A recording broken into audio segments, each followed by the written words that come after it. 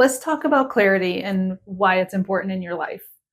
And what I mean by clarity is having almost like a destination.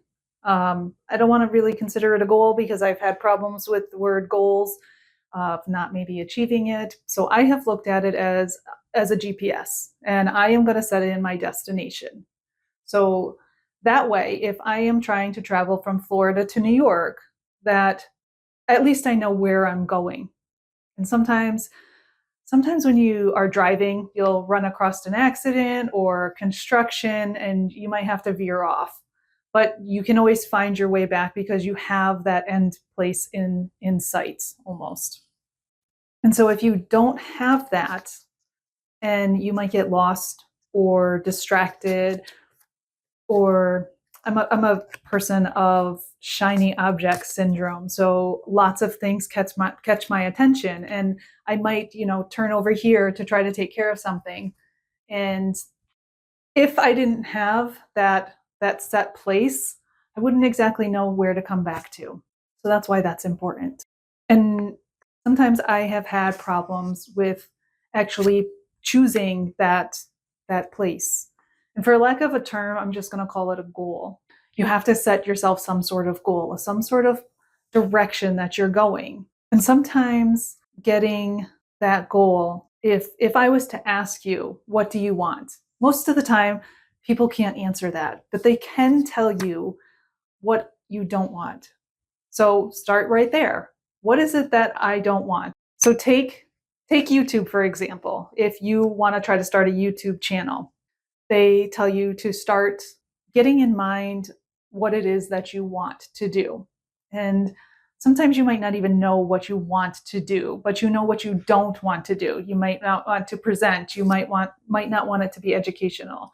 So once you have things that you decide that you don't want, you can start to look at what you do want. It could be something as the opposites of what you don't want. If you don't want to go with maybe the opposites, you can start to narrow it down of moving away from what you don't want and maybe towards something that you do want, even though you might not exactly know what that is just yet. And so I've been trying to get real clear. And I've always thought that it needed to be like a one and done kind of situation. And up until I had just recently heard was you can continue to go back, maybe get further clarification. So if you're like, okay, maybe I want to start to paint, and you get all your supplies and you start to paint and you're like, maybe this really isn't for me. But you do want to be some sort of like artistic ability to start coming out. So maybe painting wasn't really for you. So then you kind of go to maybe drawing or maybe even another part of design where it's on the computer and you're starting to do some graphic design.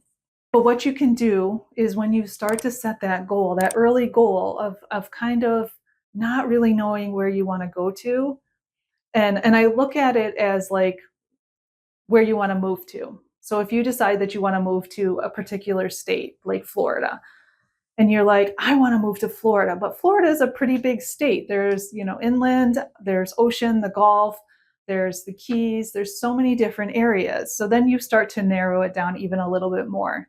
And then you go into maybe a county that you want to live to, or even, if you want to live on the Gulf or the Atlantic, maybe you don't even want to do that and you want to live a little bit more inland. And then once you decide that, then you can even narrow it down a little bit further. You can go into what particular city do you want to go to? Do you want it to be a large city, a small city? And these don't have to be decided right then and there. You could possibly travel to Florida, take a look at where you want to live, do a little bit of research, but at least you're having that direction. And then once you narrow it down to, possibly a city, you can even go further and you can narrow it down to maybe a neighborhood or a special school district that you wanted to live in. And then you can even go further of like, what streets do I want to live on? What neighborhoods do I want to actually put myself into? And so the part that I have always thought of is I needed to find that street right away before I could even start moving on anything. And I'm like, but how am I supposed to even do that when I don't even know what part of Florida I want to even be in? So, what I learned is that it doesn't have to be that pinpoint moment of where you're going before you start driving there. And I can start driving there, and then I can start thinking and taking some time to myself of figuring out exactly where it is and starting to narrow it down even further. Say I wanted to live on Front Street. And when I got to Front Street, I was so disappointed because I'm like, this is not at all what I thought it was going to be like.